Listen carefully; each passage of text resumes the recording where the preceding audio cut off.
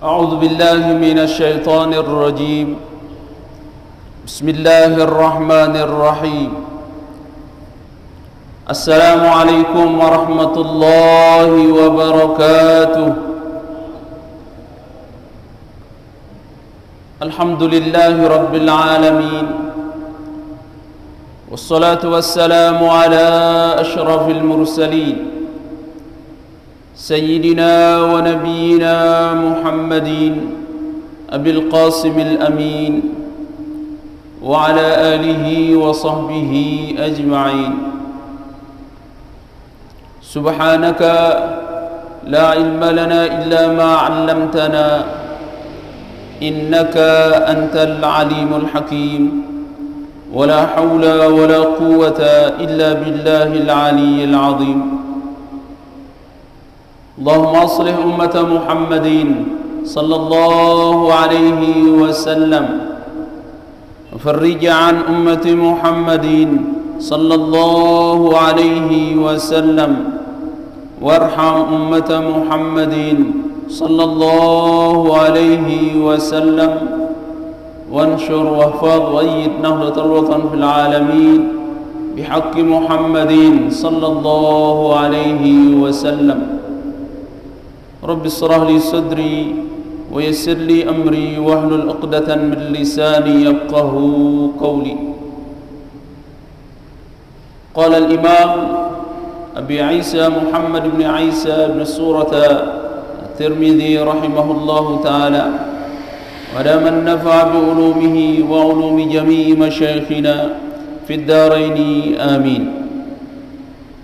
باب ما جاء في صفة درع رسول الله صلى الله عليه وسلم.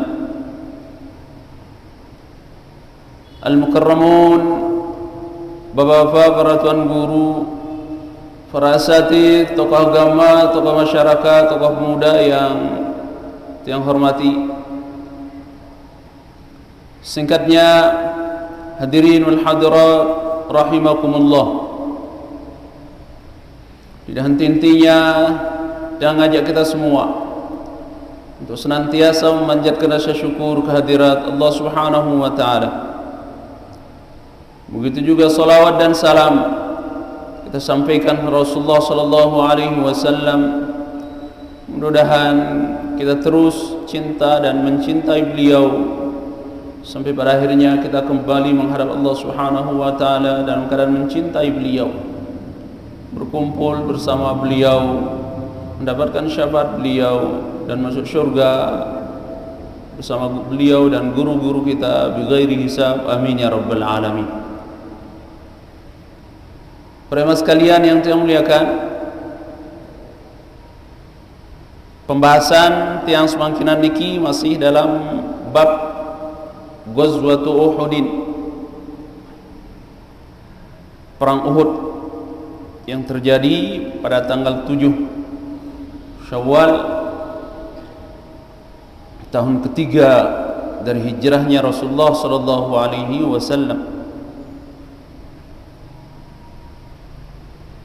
Walamma qutila hamlatul liwa'il musyrikin lam yaqdir ahadun ala ad-dunu minhu wallawul adbar wa nisa'uhum yabkin. Begitu para pembawa bendera orang-orang Quraisy niki meninggal semuanya, pasukan berkuda yang dipimpin oleh Khalid bin Walid tidak sanggup untuk menyerang dikarenakan ada pasukan pemanah yang taruh oleh Rasulullah, 50 orang yang dipimpin oleh Abdullah bin Jubair di Jabal Rumat. Maka mereka berbalik, wa nisa'uhum yabkin.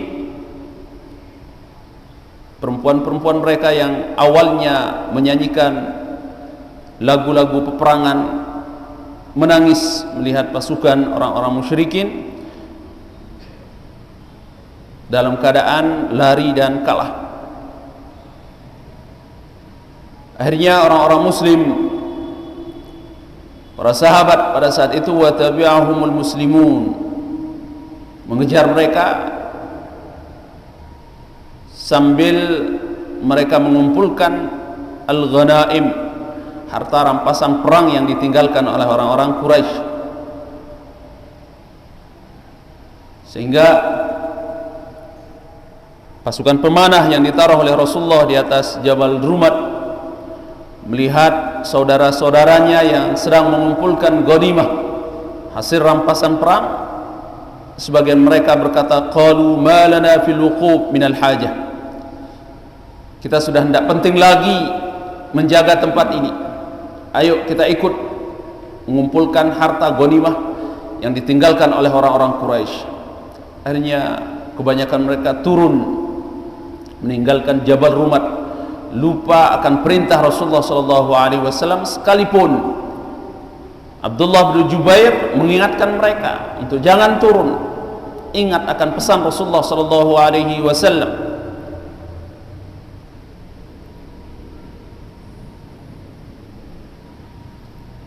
Akhirnya melihat orang-orang pemanah yang ada di Jabal Rumat banyakkan turun, kesempatan itulah yang digunakan oleh Khalid bin Walid, khulu wal jabal faqatala man thabata minar rumat. Pimpinan pasukan berkuda yang dipimpin oleh Khalid bin Walid menaiki Jabal Rumat dan membunuh semua orang yang ada di Jabal Rumat, termasuk Abdullah bin Jubair terbunuh. Dan watal muslimin min waraihim, pasukan berkuda ini datang dari belakangnya orang-orang muslimin yang sedang sibuk mengumpulkan rampasan perang. Falamma ra'u dhalika al-bala dahshu wa taraku ma bi aydihim, begitu mereka menyaksikan serangan yang mendadak dari orang-orang Quraisy, mereka panik dan meninggalkan harta rampasan perang yang sedang mereka kumpulkan. Hatta sara falamma ra'a dzalika hatta sara yadribu ba'dhum ba'dha, sampai pada akhirnya sesama sahabat saling pukul, dikira musuh. Kesempatan itu digunakan oleh seorang perempuan dari kaum musyrikin mengambil bendera peperangan dan berteriak mengumpulkan orang-orang musyrikin yang tadinya lari kembali.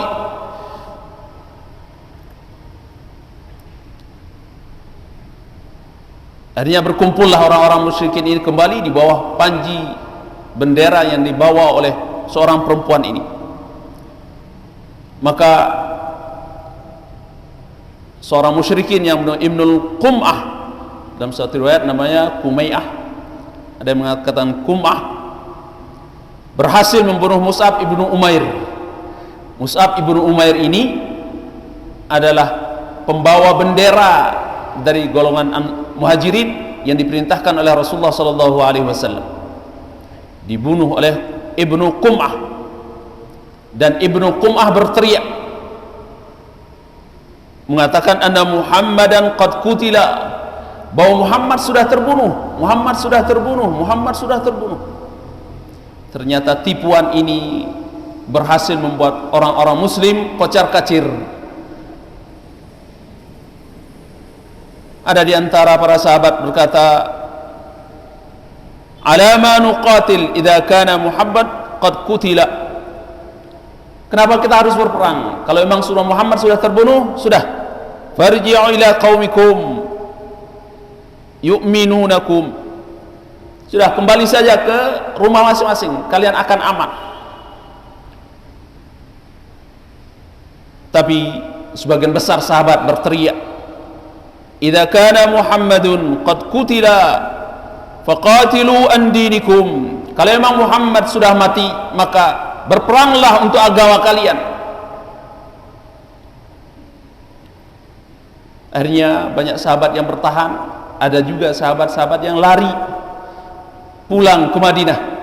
Di antaranya yang pulang ke Madinah ini adalah Al-Walid ibn Uqbah Kharijah ibn Zaid, Rifa'ah ibn Mu'alla, termasuk Uthman ibn Affan, menantunya Rasulullah sallallahu alaihi wasallam, ikut lari ke Madinah. Tapi mereka malu masuk ke Madinah. Setelah 3 hari kembali lagi ke Uhud, mengikuti peperangan lagi. Karena peperangan seperti yang sampaikan itu 7 hari lamanya peperangan Uhud niki.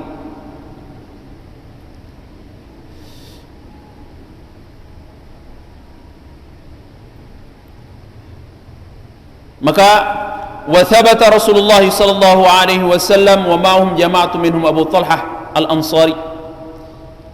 Tinggal Rasulullah sallallahu alaihi wasallam bertahan di medan Uhud ditemani oleh beberapa orang sahabat, termasuk diantaranya Abu Talhah Al-Ansari.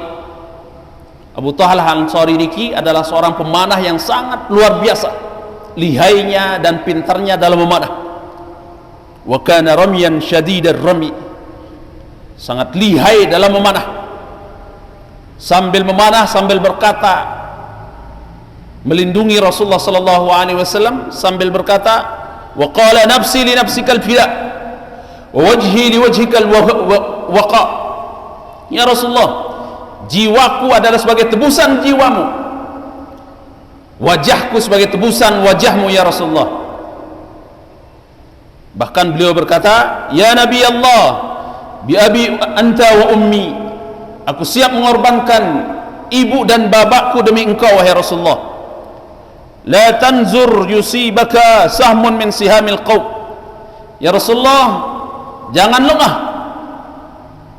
supaya baginda tidak kena dengan panah-panah orang-orang musyrikin. Sambil berkata lagi, nahri duna nahrika ya Rasulullah, leherku siap menjadi taruhan lehermu ya Rasulullah. Seperti itulah sahabat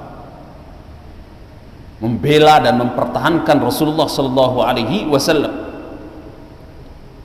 Begitu juga ada sahabat Sa'ad bin Abi Waqqas dan Sahl bin Hanif. Beliau juga adalah pemanah-pemanah yang luar biasa, lihainya dalam memanah. Mereka mempertahankan Rasulullah sallallahu alaihi wasallam. Begitu juga ada seorang sahabat yang bernama Abu Dujanah, yang sebenarnya nama beliau adalah Simak ibnu Kharsah. Tatrusu ala Rasulillah sallallahu alaihi wasallam bi jasadihi, dia jadikan badannya sebagai perisai Rasulullah sallallahu alaihi wasallam. Begitu dia lihat anak panah menuju Rasulullah, langsung dia pasang badan, sehingga 17-an anak panah menancap di badan Simak ibnu Kharsah niki. Begitu juga Ziyadah ibnu Haris menjadi perisai, badannya dia gunakan sebagai perisai untuk menghalangi panah-panah yang menuju Rasulullah sallallahu alaihi wasallam, dan mati dalam keadaan anak panah menancap di sekujur tubuhnya. Pada saat itu juga datang Ubay bin Khalaf, seorang musyrikin, diam-diam menyelinap ngintip Rasulullah sallallahu alaihi wasallam, dan Rasulullah mengatakan biarkan dia dekat. Sampai pada akhirnya Ubay bin Khalaf niki mendekat, lantas Rasul langsung mengambil tombak sahabat yang sedang di tangannya, dan Rasulullah melemparkan tombak tersebut, tepat tombak tersebut mengenai dada daripada Ubay bin Khalaf niki, dan Ubay bin Khalaf niki meninggal. Dan cuman itulah dalam semua peperangan yang 27 kali Rasulullah mengikuti peperangan niki, cuman 1 kali inilah yang beliau langsung membunuh sahabat, langsung membunuh orang musyrikin, yaitu Ubay bin Khalaf. Sebelum dan setelah ini beliau tidak pernah membunuh orang.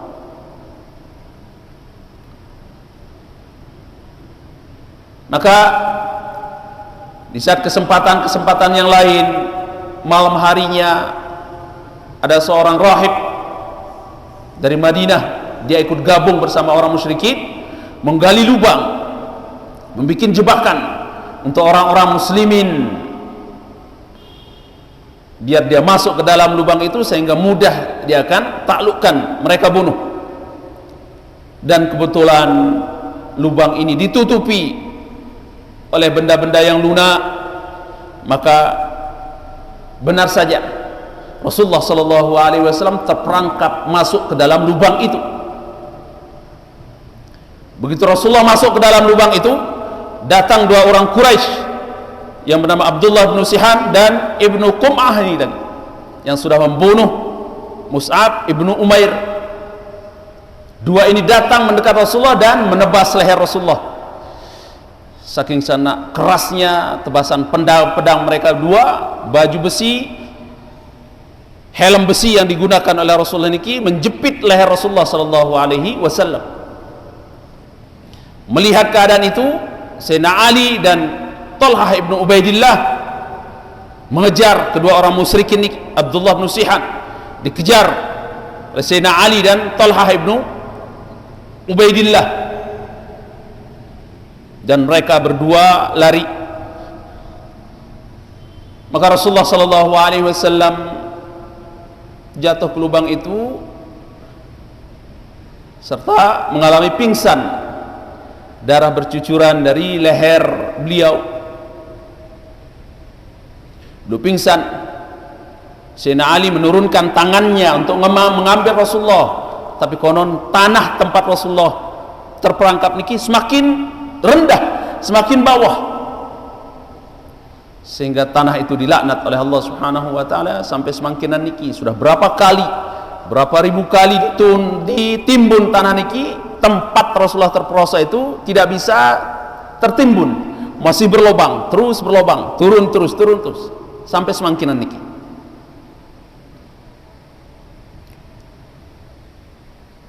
Maka Talhah ibn Ubaidillah melihat Rasulullah sallallahu alaihi wasallam tidak bisa naik, maka Talhah langsung masuk ke dalam lubang tersebut dan mengangkat Rasulullah Sayyidina Ali dari atas, menuntun Rasulullah sallallahu alaihi wasallam. Baru saja Rasulullah sallallahu alaihi wasallam naik dari lubang ini, diangkat, datanglah seorang Hatib ibnu Abi Balta'ah, orang Quraisy, datang dan membawa batu melempar Rasulullah sallallahu alaihi wasallam sehingga gigi-gigi Rasulullah runtuh, tercabut, mulut beliau berdarah.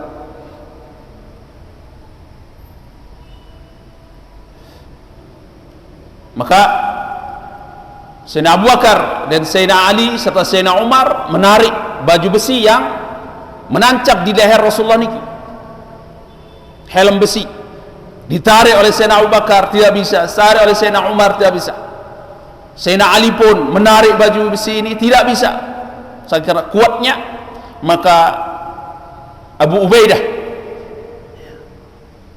Ibnu Jarrah maju dan mempersilahkan Sayyidina Abu Bakar, Sayyidina Umar, Sayyidina Ali untuk mundur, dan beliau menggigit baju besi ini, menggigit baju besi itu sampai pada akhirnya gigi-gigi beliau habis rontok, baru bisa baju besi ini keluar dari lehernya Rasulullah sallallahu alaihi wasallam, hatta kasurat thaniyatahu. Begitu Ka'ab bin Malik Al-Ansari melihat Rasulullah sallallahu alaihi wasallam masih hidup, beliau teriak, wahai para pejuang mujahid, berita gembira bahwa Rasulullah sallallahu alaihi wasallam masih hidup. Begitu Ka'ab bin Malik teriak seperti itu, Rasulullah sallallahu alaihi wasallam berisyarat supaya diam. Akhirnya Ka'ab bin Malik diam, tidak melanjutkan ucapannya lagi. Akhirnya kedua sahabat, yaitu Sa'ad bin Abi Waqqas dan Sa'ad bin Abi Ubadah, menuntun Rasulullah sallallahu alaihi wasallam karena Rasulullah sudah tidak kuat lagi jalan, dikarenakan darah terus bercucuran dari leher beliau. Ditemani oleh Abu Bakar, Sayyidina Umar, Sayyidina Ali, Talhah, Zubair dan Harith,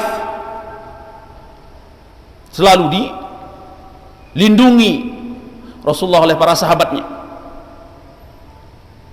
Maka Rasulullah sallallahu alaihi wasallam dalam riwayat Bukhari disebutkan, beliau mengatakan, ishtadda ghadaballahu ala man dammaya wajhu nabihi.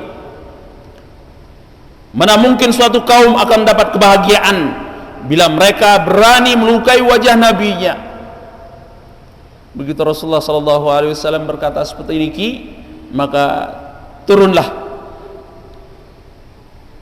surah Ali Imran ayat ke-28 sekaligus teguran terhadap Rasulullah dan hiburan terhadap beliau.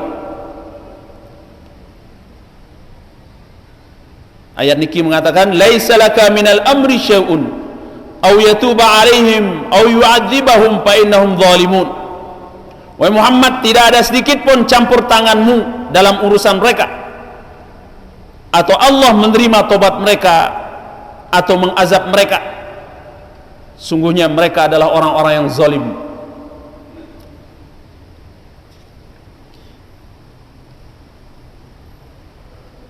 Maka para sahabat membawa Rasulullah sallallahu alaihi wasallam untuk berlindung di pinggiran Jabal Uhud, di lereng Jabal Uhud. Pada saat itu Rasulullah sallallahu alaihi wasallam didudukkan, datang Siti Fatimah dan Sayyidina Ali membawa air. Siti Fatimah sambil menangis memeluk ayahandanya yang tercinta. Ya Rasulullah, sungguh tega kaummu ingin membunuhmu ya Rasulullah. Sambil menangis Siti Fatimah melihat ayahnya ya, yang bercucuran darah, giginya runtuh. Sambil mengobati luka Rasulullah, dibasuh, tapi semakin dimasuh meluka Rasulullah niki semakin mengeluarkan darah. Akhirnya Siti Fatimah mengambil sobekan tikar dan membakarnya. Setelah menjadi abu nikilah yang dia gunakan untuk menutup sobekan luka Rasulullah, baru berhenti mengalir darah niki.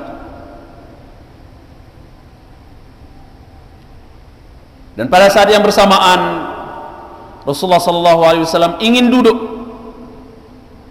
di atas batu, cuman karena terlalu banyak darah yang keluar dari tubuh beliau lemah. Maka pada saat itu juga Talha ibnu Ubaidillah menggendong Rasulullah sallallahu alaihi wasallam dan mendudukkan beliau di atas batu. Baru nyambung hadis yang tiang bacakan pelungguh ya, yang mengatakan kana Nabi yaum Uhudin dir'ani. Cuman disebutkan di sini awal hadis dengan akhir hadis kejadian niki. Rasulullah menggunakan dua pakaian besi, fanahadha ila sahrati falam yastati. Kisahnya sekian lama, sekian banyak ditinggalkan, baru nyambung dia hadis niki. Rasulullah sallallahu alaihi wasallam ingin naik ke atas batu dan duduk di atas batu, cuman beliau tidak sanggup dikarenakan terlalu banyak darah yang keluar dari jasad beliau. Lantas Talha ibn Ubaidillah mengangkat beliau, baru Rasulullah sallallahu alaihi wasallam bisa duduk di atas batu tersebut.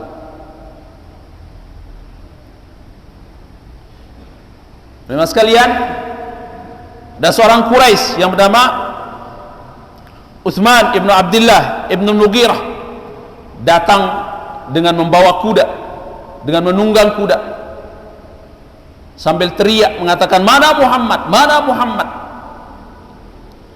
celakalah aku kalau Muhammad masih hidup, mana dia. Tiba-tiba di saat dia teriak mencari Rasulullah, Utsman ibn Abdullah ini masuk ke dalam perangkap yang dibuat oleh Abu Amir Ar-Rahib niki. Maka kesempatan itu dilihat oleh Haris ibn Sumt dan digunakan kesempatan itu untuk membunuh Utsman ibn Abdullah al-Mughirah.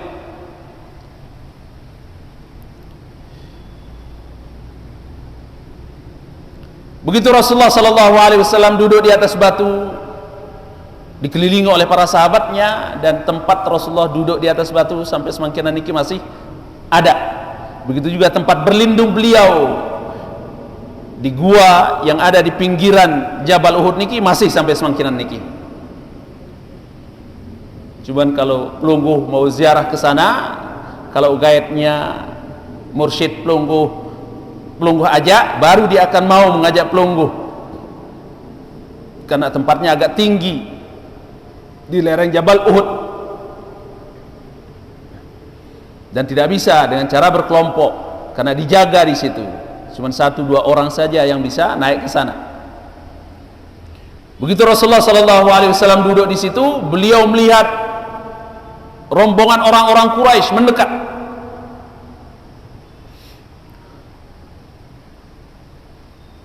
Maka Rasulullah berkata terhadap para sahabatnya, la yanbaghi lahum ay ya'luna, jangan biarkan dia naik ke atas kita, kata Rasulullah sambil berdoa, Allahumma quwwata lana illa bika, ya Allah, tiada kekuatan bagi kami kecuali dengan kekuatan yang kau berikan terhadap kami. Maka Rasulullah mengutus Umar ibn Khattab untuk mengejar rombongan itu, sehingga mereka tidak bisa naik ke atas gunung untuk menyerbu lagi Rasulullah SAW yang sudah tidak bisa, yang sudah tidak memiliki kekuatan, lemah.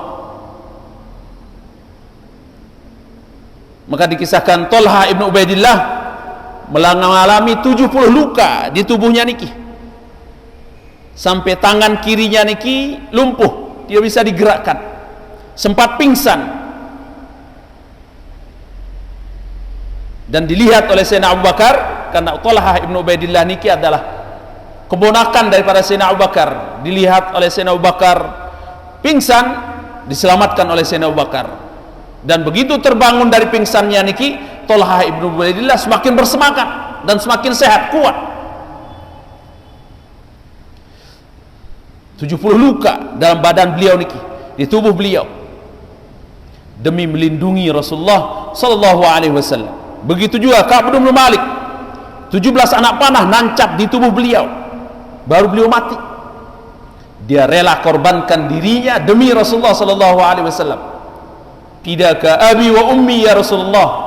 Rata-rata sahabat mengatakan begitu, dikarenakan memang sebelum Rasulullah SAW hijrah ke Madinah, mereka sudah berbaiat yang terkenal dengan Baiatul Aqabah yang kedua.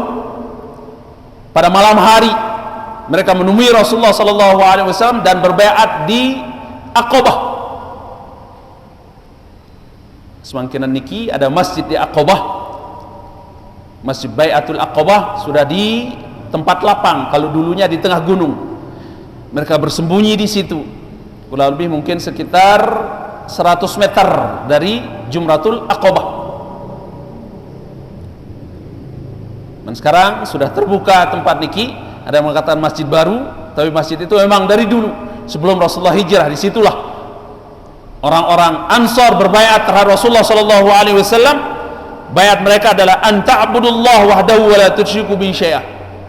Mereka berbaiat untuk menyembah Allah yang Maha Kuasa dan yang Maha Esa, dan jangan mensyirikkannya, tidak akan mensyirikkan Allah Subhanahu wa taala dalam penyembahan. Dan yang kedua, wali nafsi an tamna'uni mimma tamna'una minhu nisa'akum wa abna'akum. Dan mereka siap melindungi Rasulullah sallallahu alaihi wasallam sebagaimana mereka melindungi istri dan anak-anak mereka. Mata qaddamtu alaikum, begitu Rasulullah sampai di Madinah, sehingga mereka siap pasang badan, rela mati demi Rasulullah sallallahu alaihi wasallam. Sehingga kurang lebih 70 orang sahabat yang meninggal waktu kejadian perang Uhud niki.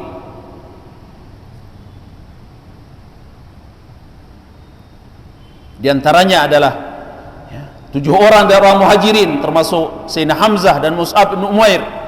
Adapun sisanya 63 orang itu orang-orang Ansar yang siap pasang badan membela Rasulullah demi cintanya terhadap Rasulullah sallallahu alaihi wasallam. Maka dikisahkan begitu selesai perang, ya, Abu Sufyan sebagai pimpinan perang naik di atas gunung dan teriak, "Wahai Muhammad, sekarang saya menang sebagai balasan dari perang Badar, dan tahun yang akan datang kita bertemu lagi di Badar.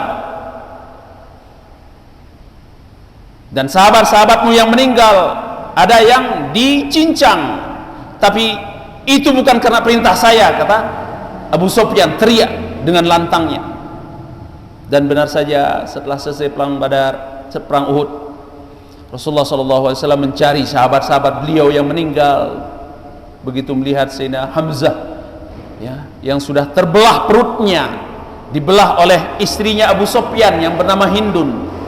Dibelah perutnya Sayyidina Hamzah, diambil hatinya dan dikunyah hatinya Sayyidina Hamzah mentah-mentah, cuman tidak bisa tertelan. Akhirnya dimuntahkan lagi hatinya Sayyidina Hamzah oleh Hindun. Begitu melihat perut pamannya sudah terbelah, hatinya sudah diambil, Rasulullah menangis karena rasa sayang dan cintanya terhadap pamannya. Sehingga konon begitu Wahsy yang menombak Rasulullah niki masuk Islam, Rasulullah tidak mau melihat Wahsy niki, tidak mau memperhatikan Wahsy niki, karena teringat akan pamannya yang dibelah dadanya. Darah segar mengalir terus dari dadanya Sayyidina Hamzah, yang konon setelah 40 tahun terjadi kejadian perang Uhud niki, terjadi banjir besar di Uhud yang menyebabkan kuburan-kuburan sahabat yang ada di Uhud niki terbongkar, termasuk kuburannya Sayyidina Hamzah. Dan kenyataan Sayyidina Hamzah, dari tubuh beliau bekas tombakan masih keluar darah segar setelah 40 tahun. Bahkan yang dengar suatu kisah bahwa pada tahun 2017 juga terjadi banjir besar di Uhud, menyebabkan makamnya Sayyidina Hamzah dan Mus'ab ibnu Umair terbuka di Jabal Uhud niki, menyaksikan Sayyidina Hamzah masih seperti biasa, bahkan darah segar itu masih mengalir dari tubuh beliau setelah 1440 tahun lebih. 1440 tahun lebih, sekarang 1443, 3 tahun kejadian niki setelah hijrah, berarti 1440 tahun. Kalau 2017 masih seperti semula.